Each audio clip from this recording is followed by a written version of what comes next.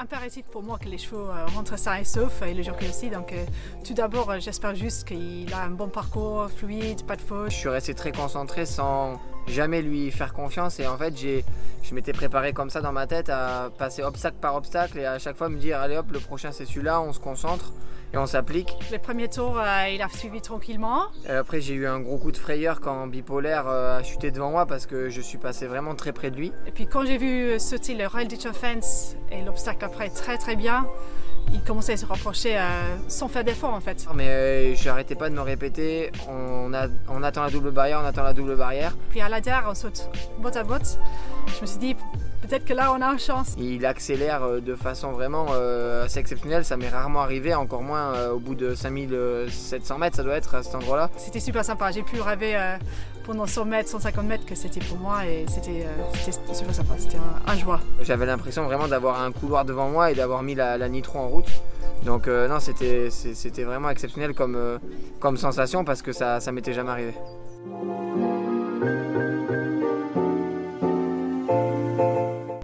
Après, j'ai pas eu le temps parce que mon téléphone n'arrêtait pas de sonner.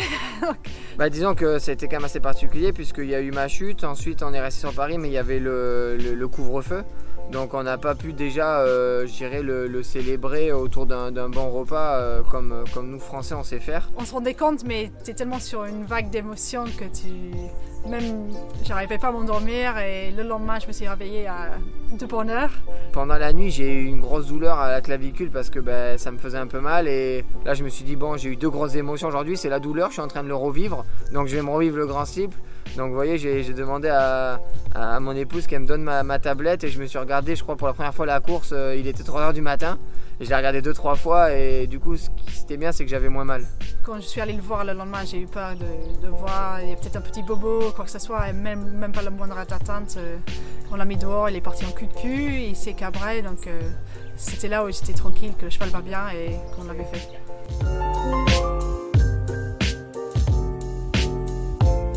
Moi je pense que ce qui me vient c'est la classe. Athlète et il est professionnel.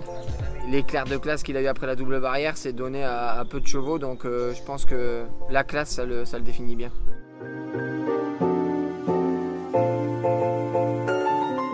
Le cheval va impeccable, aussi bien que jamais. Et là le cheval me paraît super bien, d'un œil plus professionnel, il est très souple, très aérien donc ça c'est parfait. Mentalement il est très bien, égal à lui-même, il est joyeux, il est content de faire son job. Il a l'air gai, il est joyeux. Physiquement, moi je trouve qu'il est très bien. Il a même peut-être remonté un petit peu sur la course. Physiquement, il est magnifique. Maintenant, je suis tranquille qu'il est prêt. On est à 6 semaines, donc lui c'est un cheval qui court très bien frais. On l'a vu, c'est quasiment une rentrée dans le grand steeple, donc ça c'est plutôt parfait pour nous. Il a fait 3 semaines cool.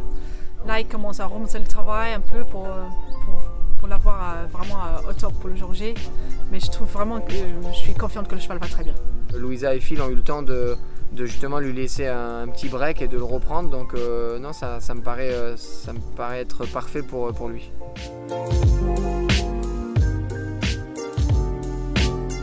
Ah non, absolument pas. Je vais vraiment me préparer mentalement à le monter pour être 4-5, à le monter pour qu'il saute bien, à le monter pour qu'il franchisse chaque obstacle convenablement ou même très bien s'il veut. Je peux pas. C'est ça qui, je pense, nous permettra, je l'espère, de gagner les Joussains.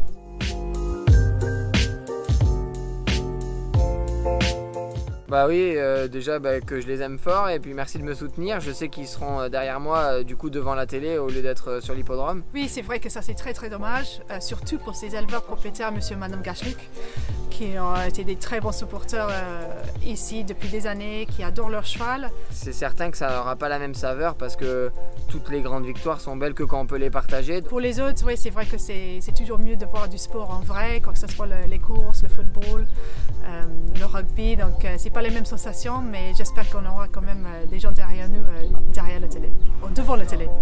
Je remercie vraiment le destin, la chance d'avoir pu à 15 jours près le vivre avec eux parce que, du moins le grand steeple, parce que ça n'aurait vraiment pas été la même saveur et oui, un tel moment sans pouvoir le partager, ça aurait été quand même triste.